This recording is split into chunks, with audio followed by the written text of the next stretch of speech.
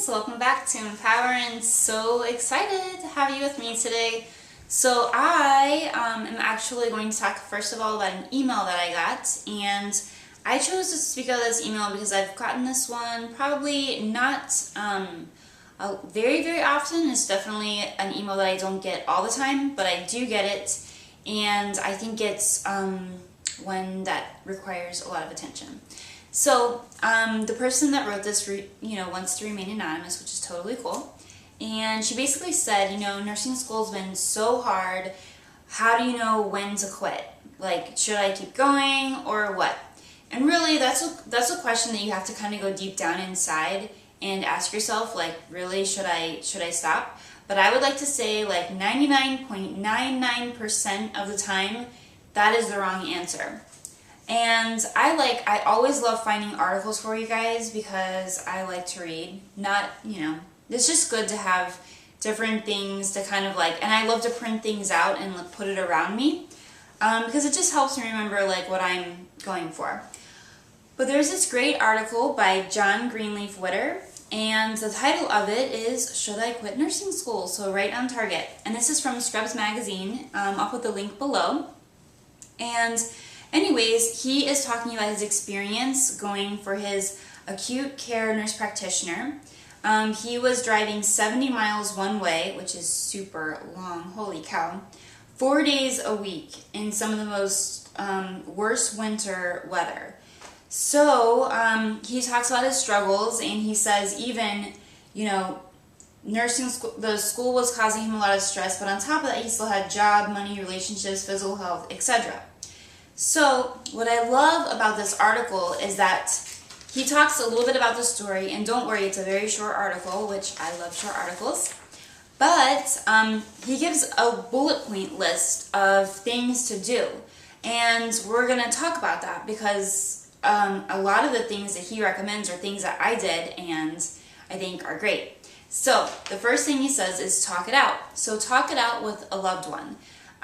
If you're married, obviously, the first person that you should talk to is your significant other, and involve them. And then, obviously, if you have anybody else, like if your children are old enough to, talk to, or if you have any really good friends that really love you and just want the best for you and will give you an honest opinion, it's a good idea to talk to your friends.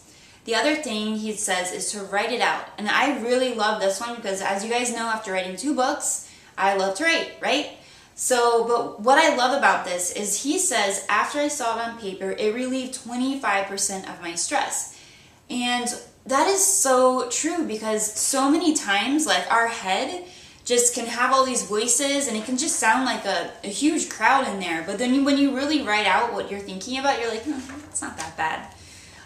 So definitely write it out. And then he says, make a pro and a con list. And it's really funny that he said that because I did that when I was halfway through nursing school. Because guys, it's hard. As much as I can say, I graduated with honors and blah, blah, blah, it was not an easy road. And I did a pros and cons list. And I thought about stopping or changing careers or, whatever. And can you imagine if I did that?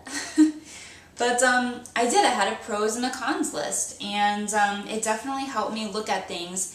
And there were definitely a lot more pros because I was like, one of the major things with the con was if I quit, I'll just feel like such a failure. And I really didn't want to feel like a failure. So I was like, I'm going to do it. And the other thing is get inspired. He said he loves reading and watching inspirational media. Guys, I do this all the time to this day.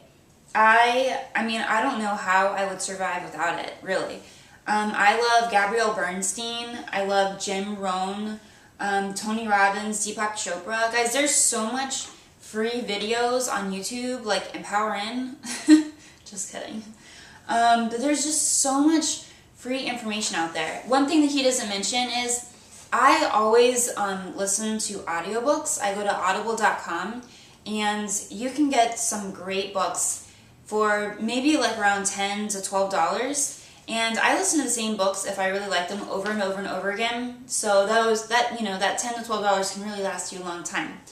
What I have found too, though, is that when you're putting, usually you listen to the books with headphones. So when you're putting these great words in your head, it really just, you'll find yourself going about your day, and something will happen and a verse from the book will come up, and it's like it's your thought, but it's not really. So it's like you're replacing the thoughts in your head with thoughts that are really going to empower you. So I think listening to audiobooks is a great way.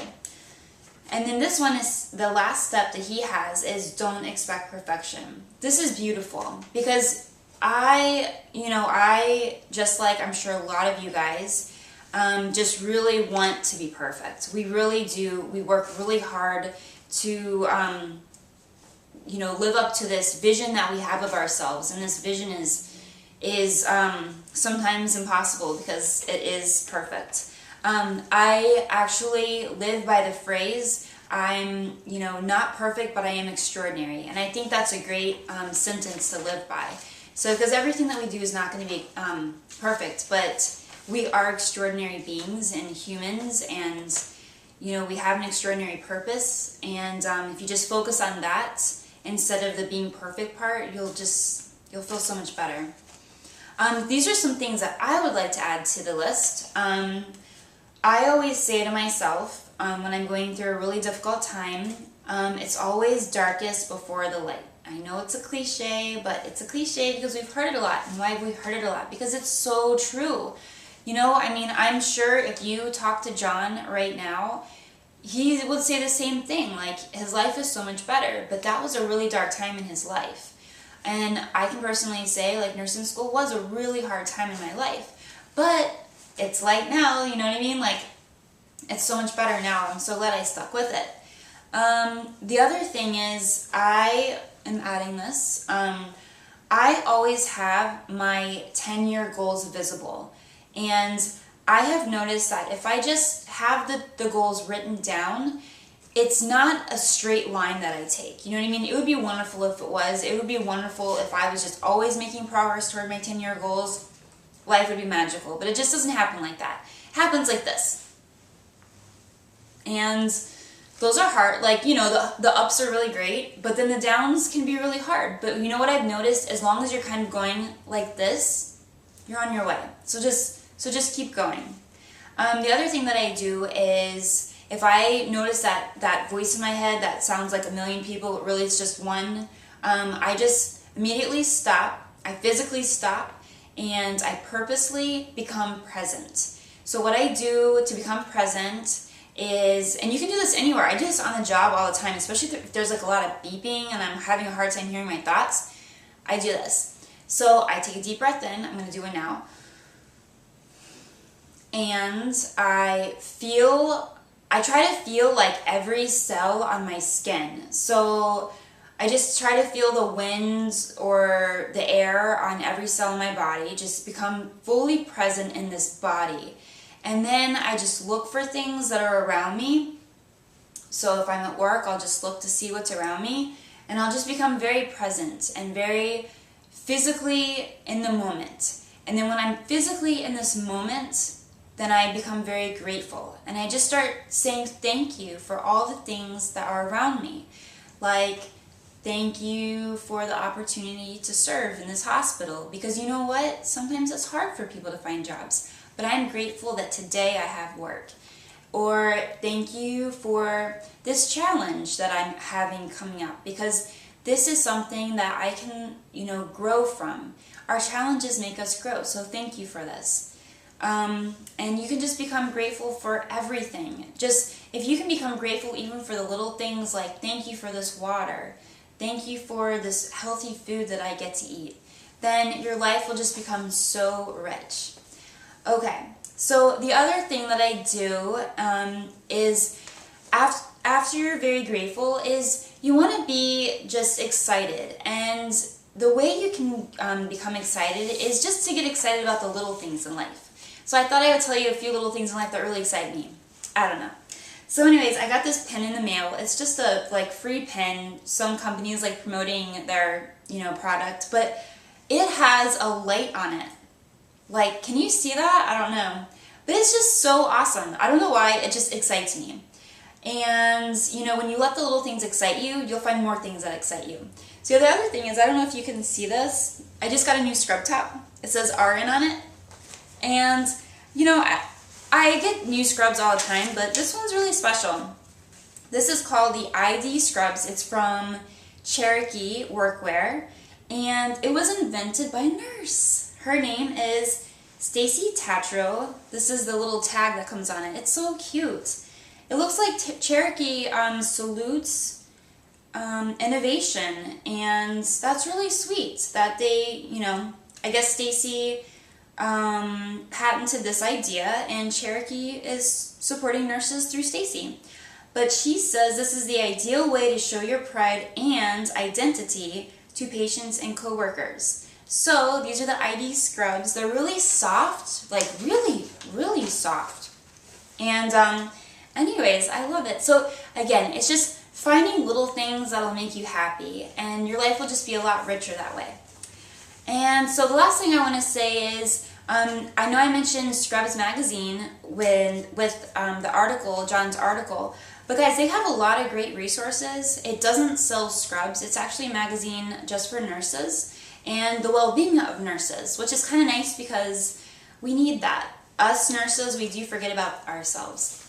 For nursing students, there is a nurse's guide to nursing school, and this is where alumni nurses can help out prospective students in answering a lot of questions. And guys, listen, this is priceless information. If you're a nursing student and you're thinking about going to nursing school, if you can talk to somebody who's been there, not just been there, but been there at a school that you're thinking about going to, it's priceless, especially if somebody that's done it recently and knows the instructors, because guys, every instructor is differently.